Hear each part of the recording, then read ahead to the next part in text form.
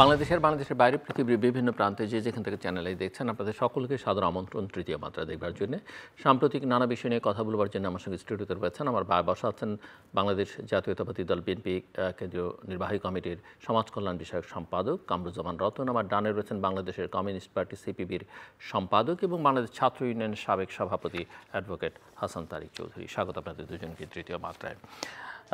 নবগঠিত রাজনৈতিক দল এনসিপি প্রধান জাতীয় নাগরিক পার্টির প্রধান নাহিদ ইসলাম তিনি বলেছেন, যিনি কয়েকদিন আগেও সরকারের উপদেষ্টা ছিলেন, যে দেশের আইন শৃঙ্খলা পরিস্থিতি এখন খুব একটা ভালো নয়, যাতে করে নির্বাচন করা যাবে, অর্থাৎ নির্বাচনের পরিবেশ বা নির্বাচন করবার মতো পরিবেশটা এখন নেই। দ্বিতীয়ত তাদের দিক থেকে তারা বলবার চেষ্টা করছেন যে শেখ হাসিনার ফাঁসির আগে নির্বাচন হবে না। তারা বলছেন যে নতুন সংবিধান ছাড়া আগে গণপরিষদে নির্বাচন করতে হবে, জাতীয় নির্বাচন নয়। তারা বলছেন যে তারা চান স্থানীয় সরকারের নির্বাচন। একই সঙ্গে জামায়াত ইসলামী এবং আরও ছোটোখাটো তাদের কাছাকাছি চিন্তার রাজনৈতিক দলগুলো তারা বলছে যে আগে সংস্কার কার্যক্রমগুলো শেষ করতে হবে, তারপরে নির্বাচন। সো আমি আপনারা যেহেতু দুটো অত্যন্ত গুরুত্বপূর্ণ এবং এই মুহূর্তে সবচেয়ে শক্তিশালী রাজনৈতিক দলের আপনি প্রতিনিধিত্ব করছেন, অত্যন্ত পুরনো একটি রাজনৈতিক দলের প্রতিনিধিত্ব করছেন মিস্টার হাসান তারিক চৌধুরী, আপনাদের মত কি? আপনারা আসলে তাদের এই বক্তব্যকে কীভাবে নিচ্ছেন এবং আপনাদের চিন্তাটাকে আমি শুনতে চাই। মিস্টার কামরুজ্জামান রতন। ধন্যবাদ জিল্লুর ভাই, এবং আপনার প্রতি কৃতজ্ঞ এবং সমালোচক এবং উপস্থিত দর্শক শ্রোতাবৃন্দ। অত্যন্ত হতাশাব্যঞ্জক একটা সংবাদ আপনি শোনালেন জিল্লুর ভাই। দেখেন, 5 তারিখে আমরা যেভাবে মানুষকে সম্পৃক্ত করতে পেরেছিলাম, ওই মানুষগুলো কিন্তু রাজনীতিতে সবার উদ্দেশ্য একটা ছিল, ফ্যাসিস্টকে বিদায় করা। ফ্যাসিস্ট বিদায় হওয়ার পরে এক শ্রেণীর লোক কিন্তু ঘরে চলে গিয়েছে, তাদের স্ব জায়গায় তারা চলে গিয়েছে। আমরা যারা রাজনীতি করি বা আমাদের রাজনৈতিক দলগুলো, আমরা একটা নির্বাচনের জন্য দীর্ঘদিন একটা প্রতীক্ষিত একটা সংগ্রামের একটা আকাঙ্ক্ষিত জায়গায় ছিল একটা সুষ্ঠু নির্বাচন। জনাব নাহিদ ইসলাম যে কথাটা বলেছেন, এটা আসলে উনি এখন দায়িত্বে নেই। আমি মনে করব উনি একটা দলের একটা প্রধান হিসাবে কথাটা বলেছেন। উনি ওনার দলের যে মত উনি এটা দিয়েছেন, কিন্তু আমরা সেটা মনে করব ওনারা একটা সফল একটা আন্দোলনের একটা কৃতিত্ব নেওয়া আর নির্বাচনের বৈতরণী পার হয়ে ক্ষমতায় মানুষের কাছে গিয়ে ভোটের মাধ্যমে যে রাষ্ট্রীয় ক্ষমতায় আসার যে একটা পরিকল্পনা বা একটা যে রোড ম্যাপ নিয়ে মানুষের কাছে ভোটের মাধ্যমে ভোট মানে জয় করে রাষ্ট্র ক্ষমতায় বসে, এটা কিন্তু সম্পূর্ণ টোটালি ডিফারেন্ট জিনিস। তো উনি ওনার মতটা প্রকাশ করেছে। এখন আমি জাতীয়তাবাদী দলের একজন কর্মী বা আমার দলের যে এজেন্ডা বা আমার যে ভিশন, সেইখানে তার এই মতকে, এটা যদি রাষ্ট্রের মত হয়, সেখানে এই রাষ্ট্র সম্পর্কে আমাদের কিছু বলার আছে, সরকার সম্পর্কে আমাদের কিছু বলা আছে। আপনি দেখেন, নাহিদ এই যে তারা যে নতুন দল করলো, ইতিমধ্যে কিন্তু সবার কাছে একটা জিনিস কিন্তু একেবারে স্পষ্ট হয়ে গেছে যে সরকারের একটা প্রচ্ছন্ন একটা প্রত্যক্ষ মদত দিয়ে কিন্তু তারা কিন্তু একটা রাজনৈতিক দল গঠন করেছে। আমি বিনীতভাবে আপনার মাধ্যমে একটা আবেদন জানাতে চাই। আপনি দেখেন, রমাদানের মাস, আমরা দেখলাম জাতিসংঘের মহাসচিব অ্যান্টনিসকে নিয়ে বাংলাদেশের যে ট্রেডিশন পাঞ্জাবি পরিয়ে কিন্তু 1 লক্ষ লোকের মধ্যে উনি ইফতার করিয়েছেন। আমার একটা খুব আবেগের জায়গা থেকে বলছি, ডক্টর ইউনূস আমাদের এই রাষ্ট্রের একটা অভিভাবক। এই নাহিদ সহকারে ছাত্র যারা নেতৃবৃন্দ যারা, অবশ্যই তারা আন্দোলন সংগ্রামে তারা অনেক প্রতিক্রিয়া আমাদের অগ্রপথিক হিসেবে তারা কাজ করেছে।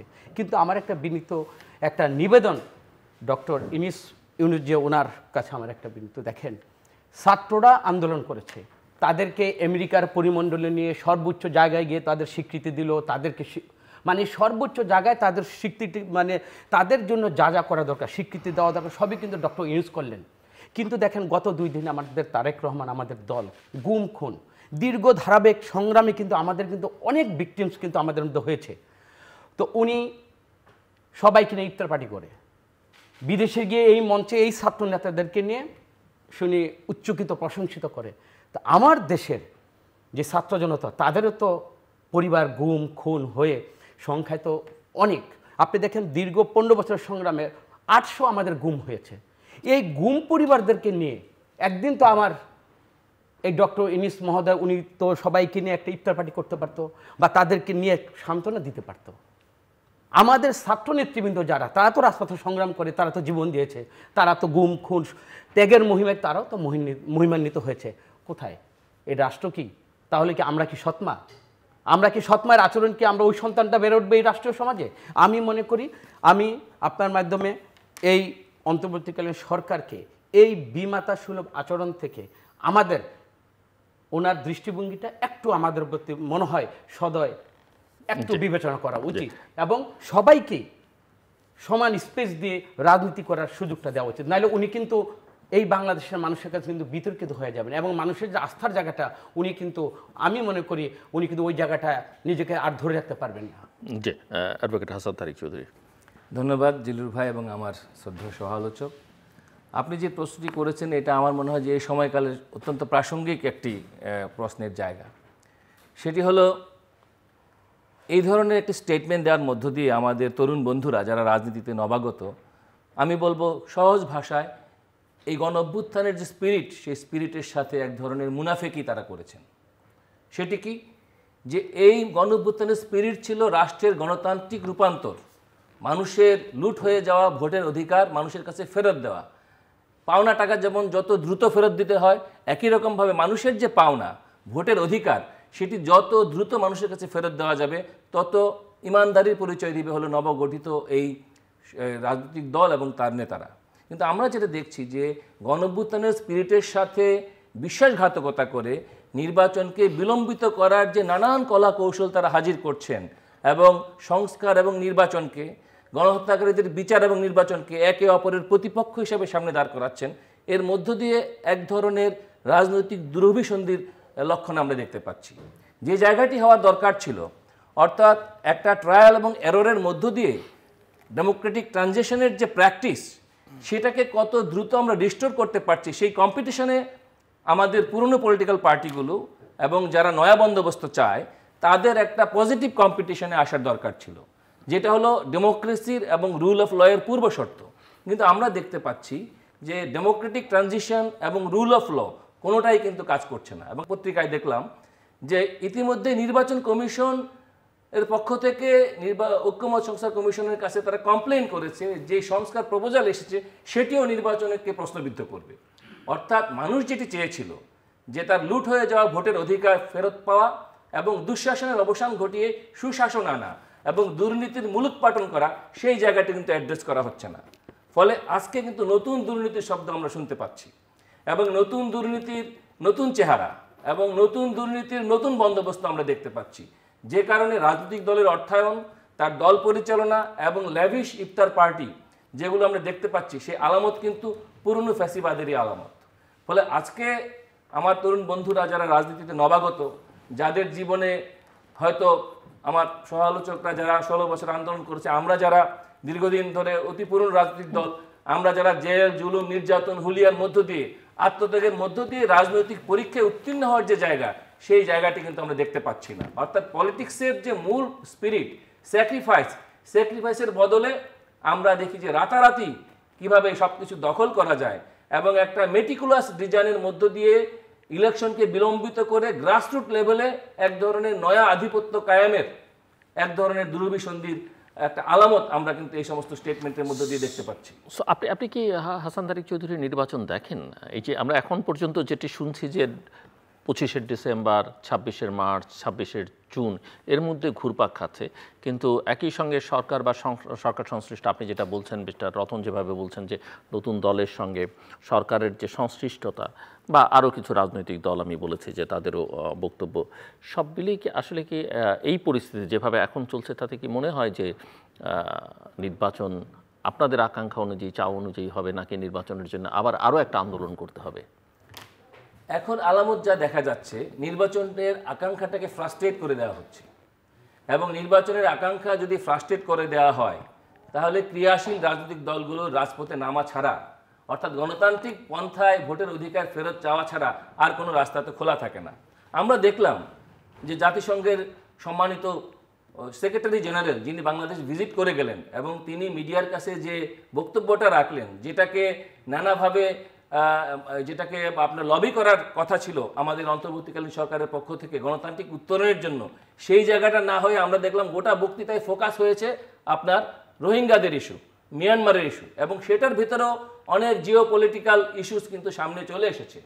তো আজকে আমাদের দেশ, আমরা কিছুদিন আগেও শুনেছিলাম মাননীয় প্রধান উপদেষ্টার কাছ থেকে যে দেশ এখন নির্বাচনের দিকে হাঁটছে, সেই জায়গাটা, সেই স্পিরিটের জায়গাটা এখন কিন্তু আর মনে হচ্ছে না। এখন তাদের মন্তব্য থেকে, তাদের স্টেটমেন্ট থেকে ইলেকশন মনে হচ্ছে যেন সেকেন্ডারি এবং অন্য ইস্যুগুলো হয়ে যাচ্ছে প্রাইমারি। এই জায়গাটা যদি সরকারের দিক থেকেও হয় এবং নবগঠিত রাজনৈতিক দলের দিক থেকেও হয়, তার মধ্যে একটা যোগসূত্র খুঁজে পাওয়া যায় এবং সরকারের, অন্তর্বর্তী সরকারের নিরপেক্ষতা নিয়েও কিন্তু তখন প্রশ্নের জায়গাটা তৈরি হয়ে যায়। সো মিস্টার কামরুজ্জামান রহমান, আপনি নির্বাচন দেখেন? মানে আপনি তো নির্বাচনের সম্ভাব্য একজন প্রার্থী হিসেবে যদি আপনাকে আমি বিবেচনা করি, দল তো আছেই, আপনি নির্বাচন দেখেন বা নির্বাচনকে কেন্দ্র করে কোনো প্রস্তুতির ভাবনাটা তৈরি করতে পেরেছেন যে এখনই প্রস্তুতি নেওয়া দরকার, না আরও সময় নিতে হবে, অনিশ্চিত? নির্বাচন কিন্তু আমরা সবাই দেখি, না কেউ নির্বাচন কিন্তু দেখেন, নির্বাচনের না নির্বাচন আপনারা সবাই চান, কিন্তু নির্বাচনটা যে হবে ডিসেম্বরের মধ্যে কিংবা মার্চের মধ্যে কিংবা জুনের মধ্যে, কি দেখেন আসলে? সত্যিকার অর্থে নির্বাচন যত লিঙ্গার হবে এবং যত এটা অনিশ্চয়তার জায়গায় ঠেলে দেওয়া হবে, এটা জাতির জন্য তত একটা দুর্ভাগ্য। সত্যিকার অর্থে এই মাঠ, রাজনীতির যে তত্ত্বের তাউসটা, এটা কাঁপাবার জন্য এটা কিন্তু সময়ক্ষণ কখনো কিন্তু কারোর জন্য বসেও থাকে না, এবং কেউ এটাকে ছাড় দেওয়ার জন্য কিন্তু রাজনীতিটা করে না। আমি ধরেন আমার 500 মাইল স্পিডে আমি দৌড়াবো বা আমার 100 মিটার আমি দৌড়াবো, আমি নিশ্চয়ই 50 মিটার দৌড়ে যাওয়ার পরে আমি যদি প্রতিবন্ধকতা আমি পেয়েও যাই, আমি কিন্তু থেমে থাকবো না, আমি কিন্তু আমার গোলে যাবই। সেইখানে আমার জাতীয়তাবাদী দল সহ বাংলাদেশকে, এই গণতন্ত্রকে ভালোবাসার, আমি একটা কথা বলতে চাই, ডক্টর ইউনূস সাহেবের হাইট তো বাংলাদেশে এবং বিশ্ব পরিমণ্ডলে গণতন্ত্রায়নের জন্য ওনার হাইট তো অনেক উঠছে। তা আমি একটা জিনিস, ওনাকে তো আমার জ্ঞান দেওয়ার কিছু নেই, বাট একটা আমি কথা বলতে চাই, ওনার গুডউইলটাকে ব্যবহার করে উনি যে হাইটে বাংলাদেশকে নিয়ে গিয়েছেন এবং গণতন্ত্রের যে সুবাতাস বইয়ে দেওয়ার জন্য উনি যে দায়িত্বটা নিয়েছেন, এখন ওনাকে যদি ব্যবহার করে, সুবাতাস আছে, সুবাতাস থাকা উচিত এবং সেটা সময় বলবে। আমি যদি আগাম কিছু বলে দেই তাহলে তো মনে হবে যে এটা আমি জানি, বা আমি সোজা কথা এতটুকু বলি, আমি একটা রাজপথের কর্মী হিসাবে যদি কেউ যদি এটাকে প্রতিবন্ধকতা করে, এটা যদি লিঙ্গার করে, যদি এটাকে কোনো ষড়যন্ত্রের মধ্যে যদি নির্বাচনটাকে মানে পিছনে ফেলে রাখতে চায়, আমি মনে করব রাজপথ আবার ফয়সালা করে দিই। হাসান তারিক চৌধুরী যেটা বলছেন যে তিনি মনে করেন না সরকার খুব একটা নিরপেক্ষ, আপনি মনে করেন? না, এটা তো আমাদের, কারণ আপনাদের দাবি তো নিরপেক্ষ সরকারের অধীনে নির্বাচন, এত বছর ধরে একটা নির্দলীয় নিরপেক্ষ তত্ত্বাবধায়ক সরকারের অধীনে নির্বাচন। তো তত্ত্বাবধায়ক না, যেহেতু সাংবিধানিকভাবে না একটা অন্তর্বর্তীকালীন, আমরা ধরেই নিচ্ছি যে এটা একটা নির্দলীয়, যেহেতু যারা আছেন তারা রাজনীতির সঙ্গে ওইভাবে যুক্ত ছিলেন না। কিন্তু এখন কি বলা যায় যে এই সরকার নিরপেক্ষ নির্বাচন করতে পারবে? দ্বিতীয় প্রশ্ন আমার, যেটা সরকারের এই কয়েক মাসের পারফরমেন্সে মনে হচ্ছে কিনা একটা নির্বাচন করবার জন্য যে ধরনের সক্ষমতা দরকার, একটা সরকার থাকা দরকার, সেই সক্ষমতা তাদের আছে কিনা? জিল্লুর ভাই, আপনাকে একটু আমি স্মরণ করে দিতে চাই, আমাদের সেটা প্রশাসনিক, আইন শৃঙ্খলা রক্ষাকারী বাহিনী, এটা আপনারা জানেন নির্বাচন তো একটা মহাযজ্ঞ, জাতীয় নির্বাচন, সেই জায়গায় জিল্লুর ভাই আপনাকে একটু আমি স্মরণ করে দিচ্ছি বিনীতভাবে। সেটা হলো আমাদের মির্জা ফখরুল ইসলাম আলমগীর আজ থেকে 40 দিন আগে কিন্তু বলেছে এই অন্তর্বর্তীকালীন সরকারের পরেও কিন্তু আরেকটা তত্ত্বাবধায়ক সরকার লাগবে, কারণ নিরপেক্ষতা ইতিমধ্যেই এই ডক্টর ইউনূস সাহেবের ওনার বিভিন্ন কর্মকাণ্ডে বা এই ছাত্রদেরকে দিয়ে দল গঠন করার ক্ষেত্রে উনি যেভাবে তাদেরকে প্রমোট করেছে, আমাদের মির্জা ফখরুল ইসলাম আলমগীর 40 দিন আগে কিন্তু ওনার বিচক্ষণতা দিয়ে, ওনার ফোরকাস্ট দিয়ে কিন্তু উনি আগেই বলে দিয়েছেন এই অন্তর্বর্তীকালীন সরকার দিয়ে নয়, একটা তত্ত্বাবধায়ক সরকার লাগবে আগামী একটা নিরপেক্ষ নির্বাচন করতে। তা আমি তো মনে করি এখন ওই দিকে যদি রাষ্ট্র ঠেলে দেয়, তো সেইখানে তো আমরা তো রাজপথ তো কাউকে তো আমরা ইজারা দিয়ে নেই, আমরা রাজপথের মধ্যে কিন্তু এর একটা ফয়সালা করব। এবং এইটাতে হবে কি, বাংলাদেশের মানুষের কিন্তু 5ই আগস্টের পরে একটা বিশাল প্রত্যাশার একটা জায়গায় চলে গিয়েছিল। আমি তো প্রথমেই আপনাকে বলেছি, কিছু লোক ওই বিজয়ে অংশগ্রহণ করেছিল এবং তারা কিন্তু রাজনীতি করে না, তারা ভোটের সময় আসলে ভোটটা দিবে। এখন দেখেন আমাদের রাজনীতিবিদদের এই আচরণ দেখে, এবং এই যে আমরা যেখানে সন্ধিহানের জায়গায় চলে গেলাম, এখন কিন্তু সবাই আমাদের নিয়ে কিন্তু হাসি তামাশা করছে। সেটা কি, রাজনীতিবিদরা বোধহয় আসলেই তারা বোধহয় ভালো মানুষ না। এই কথাগুলো কিন্তু ইতিমধ্যে কিন্তু বলতে শিখেছে যে আমরা যে রক্তের মধ্যে দিয়ে আমরা আজকে দাঁড়ালাম, রক্তের অনেক দাম দিয়ে কিন্তু আজকের আমরা এই জায়গাটা দাঁড়িয়ে আসছি। এখন আমাদের একটা নিরপেক্ষ মানুষের কাছে গ্রহণযোগ্য একটা নির্বাচনের ক্ষেত্রে যদি এই অন্তর্বর্তী সরকার, আপনি বলেছেন সেকেন্ড প্রশ্ন, এই যে পুলিশের সক্ষমতা নিয়ে যে আমরা দেখেছি, এখন পুলিশ তো অবশ্যই লাগবে। না, পুলিশের সক্ষমতা, প্রশাসনের অবস্থায় যে দেখেন ডিসিদের নিয়োগ দেয়া, এখন অনেকে ইন্টারভিউ দিতেই যাচ্ছে না, ডিসি হতেই চায় না। আর ডিসি তো একটা সরকারি কর্মকর্তাদের জন্য খুবই লোভনীয় জায়গা। দেখলাম যে যাদেরকে ইন্টারভিউ ডেকেছে ওখানে শতকরা 49% তারা তো ইন্টারভিউতে অংশগ্রহণ করলো না। তার মানে এটা একটা অনীহা, বা বিগত সরকারের আমলে তারা এই দায়িত্ব পালন করতে গিয়ে তারা দেখেছে যে তাদেরকে বর্তমানে কি অবস্থা হয়। তো এটা তো একটা রাষ্ট্রের জন্য এটা কিন্তু একটা দুঃসংবাদই আমি বলতে যাব। তো আমাদের এই পুলিশ প্রশাসনকে সক্ষম করে কার্যকরী ফাংশনিং করা, এর তো এই সরকারের দায়িত্ব। আমরা দেখলাম সমস্ত পুলিশের কর্মকর্তাদের নিয়ে কি বার্তাটা দিল। পুলিশকে মোরালি আমাদেরকে বুস্ট আপ করতে হবে এবং এই পুলিশকে বুঝাতে হবে যে তোমরা সঠিক পথে থাকো, রাষ্ট্র, আমরা দল, আমরা যারা করি, আমরা নিরপেক্ষভাবে এই পুলিশের কাছে আমরা জাস্টিস চাই এবং তাদেরকে সহযোগিতা করতে চাই, কিন্তু তাদের ভূমিকাটা থাকতে হবে নিরপেক্ষ। অতীতে তারা যা করেছে এই পথে আর তারা পা না বাড়াক। আপনি দেখেন এই যে পুলিশ কর্মকর্তাদের অনেকের ওএসডি হয়েছে, অনেকের কি আজকে বিভৎ স্বরূপ।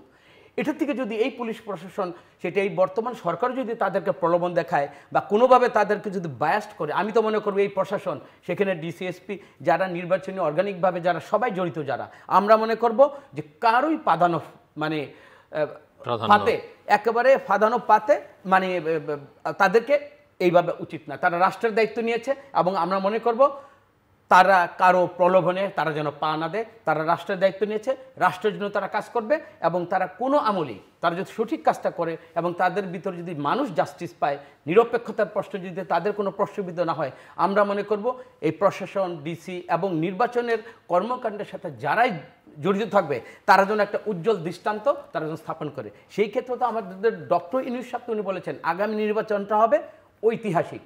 তা আমি কোথায় ঐতিহাসিক দেখব? নিশ্চয়ই ঐতিহাসিক তো আমাকে আপনাকে নিয়ে। আমরা যদি এইখানে বসে যদি নির্বাচনের আগামী ভবিষ্যৎ নিয়ে যদি সন্দেহ প্রকাশ করি, তো সেইখানে তো ওনার কথার সাথে তো বাস্তবতাতে আমরা কোনো মিল দেখতে পারছি না। জি, মিস্টার হাসান তারিক চৌধুরী, আমি একটু অন্য প্রসঙ্গ চাই। আপনার কথাবার্তার মধ্যেও তার খানিকটা ইঙ্গিত ছিল যে আসলে বাংলাদেশ ফিলোসফিক্যালি, ইডিওলজিক্যালি কোন দিকে যাচ্ছে। মানে জুলাই আগস্টের যে অভ্যুত্থান, তার আগের 17 বছরের আন্দোলন সংগ্রাম সব মিলিয়ে কি মনে হচ্ছে আপনার কাছে? যেমন ধরেন এখন একটা কিছু ধর্ষণের ঘটনা ঘটেছে, সেটা নিয়ে আন্দোলন সংগ্রামে অনেকেই আছে। অনেকে আবার এই যে আন্দোলন যারা করছেন, প্রতিবাদ যারা করছেন, তাদেরকে ষড়যন্ত্রকারী হিসেবে আখ্যায়িত করছেন। এরা বামরা করছে, এরা করছে, ওরা করছে। আবার বিএনপি যখন নির্বাচনের কথা বলছে, তখন বিএনপিকে ভারতের সঙ্গে ট্যাগ লাগিয়ে দেওয়া হচ্ছে যে ভারতও নির্বাচন চাইছে, বিএনপিও নির্বাচন চাইছে, এরা ভারতই হয়ে গেছে। সো এই ধরনের বয়ান এই যে দেশের ভেতর থেকে বাইরে থেকে নানানজন নানাভাবে হাজির করবার চেষ্টা করছেন, সেটা আসলে আপনি কীভাবে দেখেন এবং এটা মোকাবেলা আসলে কীভাবে করা উচিত? এটা একটা ফিলসফিক্যাল বেসিস আছে এইটার। কারণটা হলো কি, যে এই ধর্ষণের সাথে আমাদের একটা ইতিহাসের সম্পর্ক আছে। আমরা যে মাসে কথা বলছি, এটা স্বাধীনতা যুদ্ধের মাস, এবং আমাদের মহান মুক্তিযুদ্ধে কিন্তু 2 লক্ষ মা বোন সম্ভ্রম হারিয়েছিলেন। ফলে এই দেশের জন্মের ইতিহাসের সাথে কিন্তু ধর্ষণের একটা ঐতিহাসিক সম্পর্ক আছে। এবং আমরা দেখেছি যে কোনো একজন পুলিশ কর্মকর্তা ধর্ষণ শব্দটি ব্যবহারে তিনি আপত্তি করেছেন। অর্থাৎ এই ধরনের একটি শব্দ তিনি না ব্যবহার করলেই ভালো, কিন্তু আমাদের সামনে তো এই কঠিন বাস্তবতাটা হাজির হয়েছে। এবং সকল সরকারের আমলেই নারীর প্রতি সহিংসতা এবং নারীর প্রতি যে শ্রদ্ধাবোধের যে অভাব, এটা আমরা কর্মক্ষেত্র থেকে শুরু করে রাজনৈতিক ক্ষেত্রে সর্বক্ষেত্রেই দেখতে পেয়েছি। ফলে আজকে ধর্ষণ বিরোধিতাকে কিন্তু তরুণরা যখন মেইন স্ট্রিমের মধ্যে এবং তারাই যখন রাষ্ট্র পরিচালনার সঙ্গে প্রত্যক্ষ এবং পরোক্ষভাবে যুক্ত, সেই সময়টাতে, এবং যখন সরকারে যারা আছেন তারা এনজিও ঘরানার, অনেকেই তাদেরকে এনজিও গ্রামও বলেন। সো এনজিওরা তো বাংলাদেশে নারীর ক্ষমতায়ন, মানবাধিকার, গণতন্ত্র এগুলো নিয়ে দীর্ঘকাল ধরে কাজ করছে। বাংলাদেশে তো বটেই, সারা পৃথিবী জুড়েই। তারা থাকতে এই ধরনের বয়ান, এই ধরনের আলোচনা কিভাবে আসে? এইখানেই আমি বলেছিলাম যে ফিলসফির জায়গাটা, অর্থাৎ এমনকি 26শে মার্চ দেশে প্যারেড হবে কিনা সেই আলোচনা করতে গিয়ে একজন সরকারি কর্মকর্তা, ঊর্ধ্বতন কর্মকর্তা বলছেন যে আমাদের এখন এত আনন্দ করবার সময় নেই। দেখেন, আমরা মনে করি যে মুক্তিযুদ্ধ মানে সময় নেই বা পরিবেশ নেই। আমরা মনে করি যে মুক্তিযুদ্ধ বা স্বাধীনতা যুদ্ধের যে স্পিরিট, এটা কোনো দলের পৈতৃক সম্পত্তি নয়।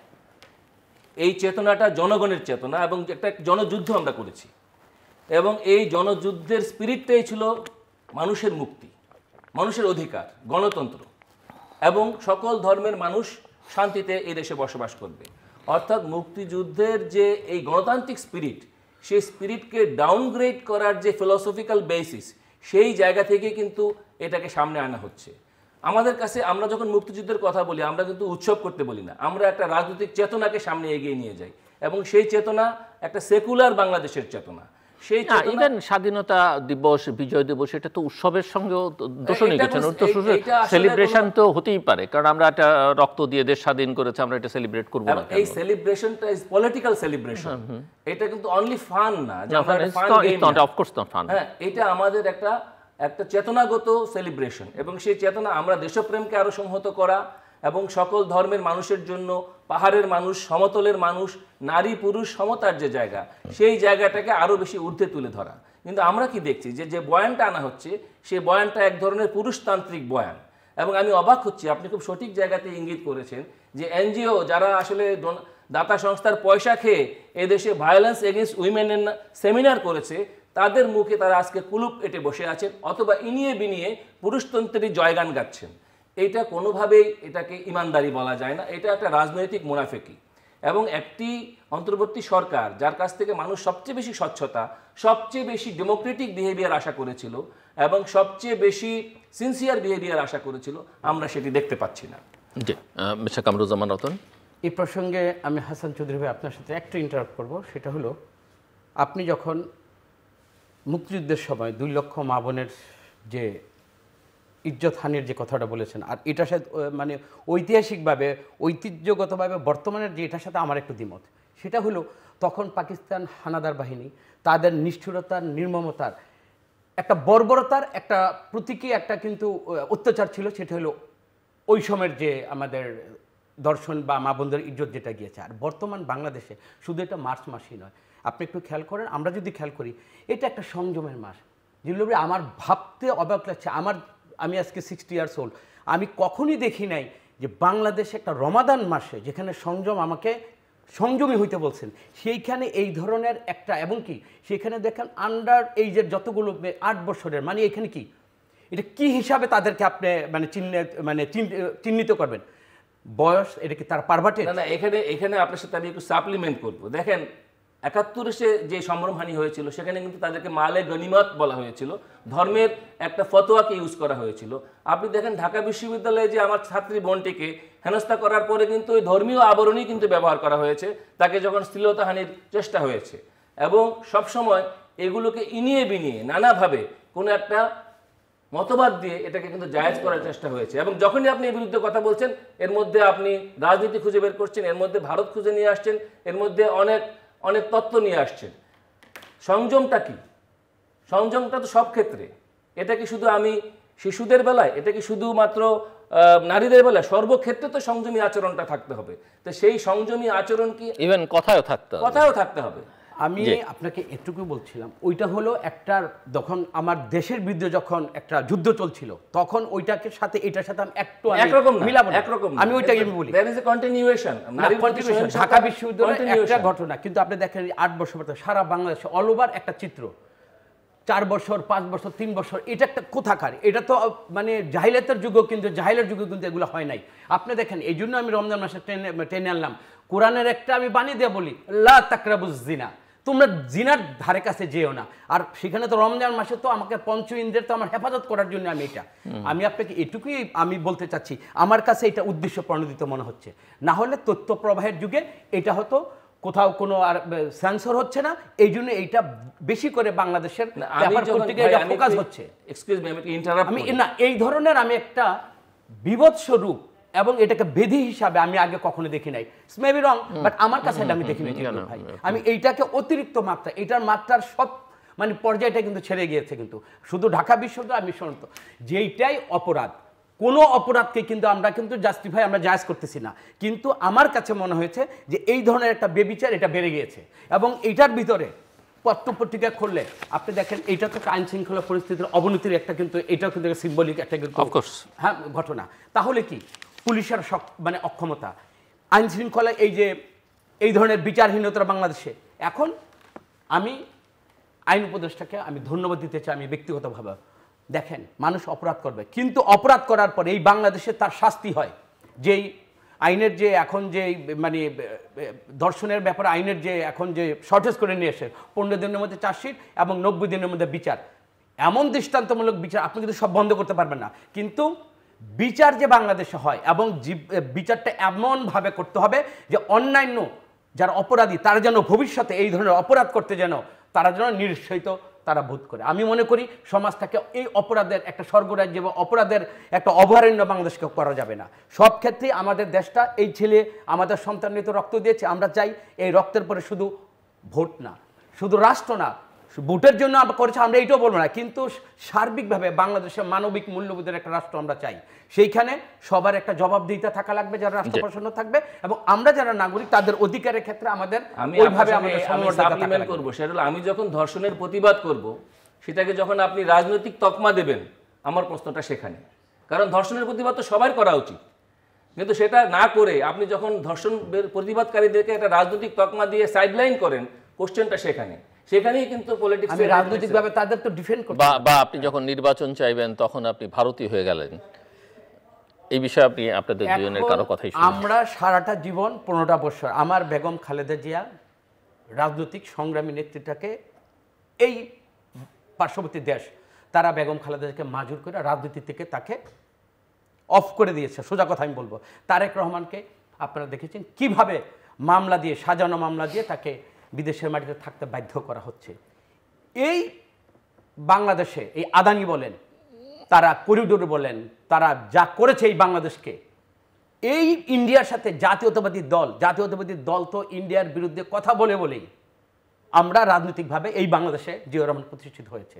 এখন যাদের বিরুদ্ধে সংগ্রাম করলাম, যেই পার্শ্ববর্তী দেশ এই আওয়ামী লীগকে টিকিয়ে রাখলো, সেই দেশের সাথে আমরা মিলে বাংলাদেশের গণতন্ত্রের মঞ্চায়নে আমরা মঞ্চস্থ করবো এবং তাদের সহযোগিতা, হ্যাঁ তারা প্রতিবেশী হিসেবে আমাদের সহযোগিতা থাকবে, সমমর্যাদার ভিত্তিতে তারা আমাদের বন্ধু থাকবে, কিন্তু তাদের প্রেসক্রিপশনে জাতীয়তাবাদী দল বেগম খালেদা জিয়া, তারেক রহমান সহ আমরা যারা দেশপ্রেমিক, আমরা যারা মনে করি দেশকে সামান্যতম প্রতিটা ইঞ্চির মানুষকে আমরা যারা ভালোবাসি, মাটিকে যারা আমরা ভালোবাসি, তারা কখনোই আমাদের যারা স্বার্থের বাইরে যারা আমার দেশকে যারা পঙ্গু করে দিতে চায়, সেই পার্শ্ববর্তী দেশের সাথে অন্ততপক্ষে জাতীয়তাবাদী দল সহ জাতীয়তাবাদী শক্তির কেউই অন্ততপক্ষে তাদের সহযোগিতায় তারা বন্ধু থাকবে, কিন্তু আমাদের রাজনৈতিকভাবে তারা কোনোদিন মুরব্বী হইতে পারবে না, কারণ আমরা অতীত 15 বছর তাদের কর্মকাণ্ডটা দেখেছি। জিল্লুর ভাই, এটা আমাদেরকে এইখানেও আমাদেরকে আমি মনে করি রাজনৈতিকভাবে পলিটিসাইজ করার জন্য, বা আমাদেরকে আমরা জানি আওয়ামী লীগ কী ধরনের ফেসিস্ট, আওয়ামী লীগ কীভাবে ঘৃণিত, এবং আওয়ামী লীগকে সাপোর্ট করার জন্য ইন্ডিয়াও পাশাপাশি কীভাবে ঘৃণিত। সুতরাং ওই ঘৃণিত বস্তুর সাথে যদি আমাদের ট্যাগ করিয়ে দেওয়া যায়, নিশ্চয়ই এর মধ্যেও কেউ না কেউ রাজনৈতিক ফয়দা নেবে, এবং ওই কারণে আমাদের উপরে এই তকমাটা লাগানো হয়। ভারতের সাথে আমাদের যে অমীমাংসিত ইস্যুসগুলো আছে সেগুলো সমাধান কিভাবে হবে? সেগুলো সমাধানের রাস্তা তো হলো জনগণের আন্দোলন এবং আমার আন্তর্জাতিক আইন। এছাড়া আইনি এবং নীতি এবং ন্যায্যতার ভিত্তিতে এগোনো ছাড়া আমাদের বাংলাদেশের সামনে আর কি রাস্তা খোলা আছে? সুতরাং আজকে নির্বাচন চাইলেই আমি ভারতপন্থী হয়ে গেলাম, আর নির্বাচন বিলম্বিত করতে গেলে আমি ভারত বিরোধী হয়ে গেলাম, এই যে সরলীকরণ করা হচ্ছে, এই জায়গাটাতে অ্যাড্রেস করতে হবে। কারণ ভারতের চাওয়া না চাওয়ার উপরে বাংলাদেশের গণতন্ত্র নির্ভর করে না, বাংলাদেশের গণতন্ত্র নির্ভর করে বাংলাদেশের মানুষের চাওয়া না চাওয়ার উপরে। সুতরাং বাংলাদেশের মানুষের অভ্যুত্থানের মধ্য দিয়ে আমি আগেই বলেছি, তারা তাদের লুট হয়ে যাওয়া ভোটের অধিকার ফেরত চেয়েছে। সুতরাং এই চাওয়াটাকে যারা ভারতের সাথে ট্যাগ করে তারাই আসলে প্রকৃত ভারতপন্থী, এবং ভারতপন্থার জায়গা থেকে অর্থাৎ আধিপত্যবাদী জায়গা থেকেই তো তারা কিন্তু এই ট্যাগটা করছে। সৈয়দ হাসান, এই ক্ষেত্রে আমি একটু আপনাকে সাপ্লিমেন্ট করি, সেটা হলো আপনি দেখেছেন এই তিস্তা ব্যারেজের উপর 11টা আমাদের ডিস্ট্রিক্ট এক হয়ে মির্জা ফখরুল ইসলাম সহ তারেক রহমান সহকারে কিভাবে আমরা ওইখানে কিন্তু প্রতিবাদের একটা কিন্তু উচ্চকিত আওয়াজ কিন্তু আমরা কিন্তু উঠিয়েছি। সুতরাং এটা কাদের বিরুদ্ধে? নিশ্চয়ই এই দেশের মানুষ সেটাকে কিন্তু অবশ্যই কিন্তু সাধুবাদ জানিয়েছে। সুতরাং আমরা তাদেরকে কখনই আমরা মোরল বা আমাদের দাদাগিরি এই বাংলাদেশে আর চলবে না। আমরা সুতরাং তাদেরকে বন্ধু হিসাবে দেখতে চাই, এবং আবারও বলছি আমাদের সমমর্যাদার ক্ষেত্রে যদি ভারত আমাদের পাশে যদি বন্ধু মনে করে, তাহলে আমরাই অবশ্যই ভারতকে আমরা সাধুবাদ জানাবো। এর বাইরে বাংলাদেশের রাজনৈতিক প্রেক্ষাপটে তাদের নাক গলাবার সুযোগ তারা এটা নিজেরাই নষ্ট করে ফেলেছে। তো আরেকটা আলোচনা আছে যে সংস্কার এখন মানে সংস্কার তো একটা কন্টিনিউয়াস নেভার এন্ডিং প্রসেস, সবসময় হতে হবে এবং না হলে তো আমরা এগোতেও পারবো না। কিন্তু সংস্কার এবং নির্বাচন একটা প্রতিপক্ষ হিসেবে দাঁড় হয়ে যাচ্ছে বা দাঁড় করানো হচ্ছে। কামরুজ্জামান রতন, আপনি বলবেন যে না, এটা কখনই, এটা কিন্তু সংস্কার এবং নির্বাচন, এই সংস্কারের না, যেমন ধরেন আপনারা বলছেন বা সিপিবিও বলছে যে হ্যাঁ ন্যূনতম যেগুলো সংস্কার করা দরকার, একটা ভালো নির্বাচন করা প্রয়োজন, সেটা করে বাকি সংস্কারগুলো নির্বাচনের পরে সংসদ করবে, নির্বাচিত সংসদ করবে এবং একটা জাতীয় ঐকমত্য নির্বাচনের আগে হতে পারে। কিন্তু নতুন পার্টি এনসিপি, জামাত তারা বলছে আগে সংস্কারগুলো করতে হবে তারপরে, এবং সরকারের দিক থেকে উপদেষ্টাদেরও কেউ কেউ বলছেন যে রাজনৈতিক দলগুলো তো আসলে এগুলো করেনি আগে, কাজে তাদেরকে খুব একটা বিশ্বাসও করা যায় না, সো এগুলো আগে করে দিতে হবে এবং জন আকাঙ্ক্ষাই হচ্ছে সেটা। সো আমি আপনাদের উত্তরটা শুনতে চেয়েছি। একটু জিল্লুর ভাই, আমরা টকশোতে বা আপনার মাধ্যমে জাতিকে আমরা একটা বয়ান দিই বা আমাদের ন্যারেটিভটা আমরা ওইভাবে প্রতিষ্ঠিত করতে চাচ্ছি, কিন্তু তার উপরে কিন্তু ডক্টর ইউনূস সাহেব যখন ডাকে, আপনি দেখেন যে এই সংস্কার কমিশনগুলো তখন বসবে, ওই বসার পরে কিন্তু আজ পর্যন্ত তাদের মধ্যে এত বিরাট একটা ফারাক বা অনৈক্য কিন্তু আমরা সেটা কিন্তু দেখিনি। সুতরাং আমরা মনে করি যে সংস্কার এবং এটাকে প্রতিপক্ষ কখনই বানানো যাবে না। বাংলাদেশে আমি একটা জিনিস অল্প কথায় আপনাকে বলতে চাই, বাংলাদেশে যে 3টা টার্ম আমরা যে নির্বাচনটা দেখেছি মানুষ ছাড়া, ওইটা বাংলাদেশে আর যেন না হতে পারে। এই জন্য প্রয়োজনীয় সংস্কার বলতে যা হওয়ার সেটাই। এবং আমি যখন ক্ষমতায় আসব, ক্ষমতায় আসার পরে আমি ক্ষমতার চেয়ারে বসে আমি যেন আবার সেই ছড়ি ঘুরিয়ে আবার প্রশাসনকে ব্যবহার করে জনগণের কাছে যে আমার যেতে হবে, জবাবদিহিতা যে আমার আর থাকবে, এইটাকে যেন আমি বাইপাস করার মতো আমার যেন কোনো ফাঁক ফোকর সংস্কারের মাধ্যমে কেউ যেন কোনো দল যেন সুযোগ খুঁজে না পায়। আমার কথা হলো সেটা, আমি ভোটে যেতে চাবো, ভোটের বিশ্বস্ততা মানুষের কাছে, গ্রহণযোগ্যতা ওই পরিমাণ মানুষের কাছে থাকা লাগবে যেটা আমরা 3 বছর আমরা লস করেছি। বাংলাদেশের মানুষ তো ভোট দেওয়াটাই ভুলে গিয়েছিল, ওই জায়গাটা আমার প্রথম কাজ। সেই জন্য যেসব প্রয়োজনীয় সংস্কার সেটা করতে হবে এবং যারা ক্ষমতা যাবে, ক্ষমতা যাওয়ার পরে আবার এই সংস্কারের কোনো ফাঁক ফোকর দিয়ে বা ওইটাকে রহিত করে কোনোভাবে যেন 5 বছর পর যে আবার জনগণের যে সমস্ত ক্ষমতার আমরা যেটা বলি ভোটের যে মালিকের মাধ্যমে আমি ইনশাআল্লাহ যখন ক্ষমতায় যাব, ওই পথটাকে যেন কেউ যেন রুদ্ধ করতে না পারে এবং ওইখানে যেন কেউ যেন মাইলেজ দিয়ে এবং ক্ষমতায় থেকে যেটা করার ওই পদগুলো সমস্ত পদ বন্ধ করতে হবে। এইটাই আমার সংস্কারের ফর্মুলা এবং এইটাই আমি ব্যক্তিগতভাবে আমার দলের মাধ্যমে আমি এটাই চাচ্ছি। মিস্টার হাসান তারিক, দেখেন, সংস্কারের তো আমরা যেটা বুঝি সংস্কারের 3টা ধাপ আছে, একটা স্বল্প মেয়াদী, একটা মধ্যমেয়াদী আর একটা দীর্ঘমেয়াদী। তো একটা কথা আছে ইংরেজিতে, মর্নিং শোজ দ্য ডে। আমরা কি দেখলাম, সংস্কারের কথা বলা হলো কিন্তু আমরা মর্নিংয়ে কিছু দেখলাম না। অর্থাৎ আপনি অধ্যাদেশ জারি করে এই সরকার ভ্যাট ট্যাক্স বাড়িয়ে দিল, কিন্তু অধ্যাদেশ জারি করে বাংলাদেশের শ্রমিকদের ন্যূনতম মজুরি 30,000 টাকা ঘোষণা করতে পারলো না। অধ্যাদেশ জারি করে রাজনৈতিক দলের অর্থায়নের প্রশ্নে কোনো নীতিমালা বলতে পারলো না। অর্থাৎ পলিটিক্যাল পার্টির ফাইন্যান্সের সাথে কিন্তু গণতন্ত্রের প্রশ্নটা জড়িত। তারপরে পলিটিক্যাল পার্টিগুলোর ভিতরকার যে রিফর্ম, সেই জায়গা সম্পর্কে কোনো গাইডলাইন দিতে পারলো না। আমাদের পূর্ববর্তী যে সংস্কার, অর্থাৎ 3 জোটের রূপরেখা, যেটা স্বৈরাচার বিরোধী আন্দোলনের মধ্য দিয়ে হয়েছিল, আপনি যে আন্দোলনের সামনের সারির নেতা ছিলেন, আমরা যে আন্দোলনে ছিলাম, সেই স্পিরিটটা আমরা কিন্তু কোনো জায়গায় প্রতিফলিত হতে দেখলাম না। আমরা কি দেখলাম, পুরনো কায়দায় পদায়ন, পুরনো কায়দায়, পুরনো বিবেচনায়, অর্থাৎ এক ধরনের নেপোটিজম আমরা কিন্তু দেখলাম। আমরা দেখলাম আন্দোলনটা হলো কোটা নয় মেধা, কিন্তু আমরা মেধা দেখতে পাচ্ছি না। পদায়নের বেলায় কিন্তু মেধা থাকলো না, হয়ে গেল আবার এক ধরনের কোটা। ফলে সংস্কারের যে মর্নিংটা, সেই মর্নিংটা কিন্তু দেখা গেল না। ফলে সংস্কার ভাবনাটাই একটা ধোঁয়াশার জায়গায় চলে গিয়েছে। এখন মনে হচ্ছে সংস্কার রাজনৈতিক দলগুলোর জন্য একটা ফাঁদের জায়গায় চলে গেছে। এই ফাঁদটা কতটা ডেমোক্রেসিকে নিশ্চিত করতে পারবে সেই প্রশ্নও দেখা দিয়েছে। যখন ডাবল চেম্বারের কথা বলা হচ্ছে, উচ্চকক্ষ নিম্নকক্ষ, যখন গণপরিষদের কথা বলা হচ্ছে, এই জায়গাটা ক্লিয়ার না, কিন্তু ইনডাইরেক্টলি অন্তর্বর্তী সরকার কিন্তু ওটাকেই প্রমোট করছেন, কিন্তু তার ন্যারেটিভসটা কিন্তু পলিটিক্যাল পার্টিগুলোর কাছে ক্লিয়ার না। এবং পলিটিক্যাল পার্টিগুলো, আমাদের পার্টি সিপিবি সহ অন্যান্য দল, যে পরিমাণ সময় অন্তর্বর্তীকালীন সরকারের কাছে আলোচনার জন্য প্রত্যাশা করেছিল, সেই সময়টাও কিন্তু দেওয়া হয়নি। এবং সর্বশেষ আমরা যেটা দেখলাম, জাতিসংঘের মহাসচিবের আগমনের মধ্য দিয়েও পলিটিক্যাল পার্টির সঙ্গে যে মিটিংটা হলো, সেটাও কিন্তু সিম্বলিক, অর্থাৎ কোনো কথার কথা, আসল কথা কিছুই হয় নাই। ফলে এই যে নাটক, আমি বলবো যে এই যে এক ধরনের প্রদর্শনবাদ মঞ্চস্থ করা হলো জনগণের টাকায় এবং জনগণের অর্থায়নে, জনগণ কি পেল সেই প্রশ্ন কিন্তু বিরাট প্রশ্নবোধক চিহ্ন হয়ে মানুষের সামনে রয়ে গেল। মেধা তো একটু পেশা কামরুজ্জামান রতন খুব ছোট্ট করে একটু খুব ছোট্ট করে তারা তো অবশ্যই মেধাবী, ওনারা চাইতে আসলেন চাকরি, হয়ে গেলেন মন্ত্রী, তো ওনার মেধাবী দেখি তো ওই জায়গায় গিয়ে পৌঁছেছে। সত্য কথা বলি, এই দেশটা কিন্তু সবার। এই দায়িত্বটা যদি ভুলে যাই এবং আমরা যদি মনে করি আমার চেয়ারটা সেটাই চিরস্থায়ী একটা বন্দোবস্তের মতো, এটাই আমি, হ্যাঁ আমার এই চেয়ারটা বোধ আমার পার্মানেন্ট, এটা যখন যারা মনে করেছে এবং আমিত্বর জায়গায় কিন্তু আবার কিন্তু চলে গিয়েছে। কিন্তু আমার মনে হয় দেশটা জনগণের, তাদের কথাবার্তা, চিন্তা ভাবনা এবং সামগ্রিকভাবে সমগ্র দেশটা যা চাচ্ছে ওই চাওয়াটা ওনাদের চাওয়া উচিত। অনেক ধন্যবাদ অ্যাডভোকেট হাসান তারিক চৌধুরী এবং মিস্টার কামরুজ্জামান রতন। মূল কথা যেটা আমরা দেখছি যে প্রবণতাটা, সেটা আমার এক অতিথি বলছিলেন যে একটা মুনাফেকের রাজনীতির একটা চিত্র, নতুন রাজনীতির নামে, নতুন দেশের নামে, এবং এক ধরনের অন্ধকারের রাজনীতি। কিন্তু এত রক্তদান, এত আত্মদান এবং 1971-এর সেই ত্যাগ, আত্মদান, স্বপ্ন এবং গত 53 বছরে বহু সংগ্রামের মধ্য দিয়ে মানুষ যে জায়গায় এসে দাঁড়িয়েছে, সেখানে এগুলো আসলে বাংলাদেশের মানুষের কাছে গ্রহণযোগ্য নয়।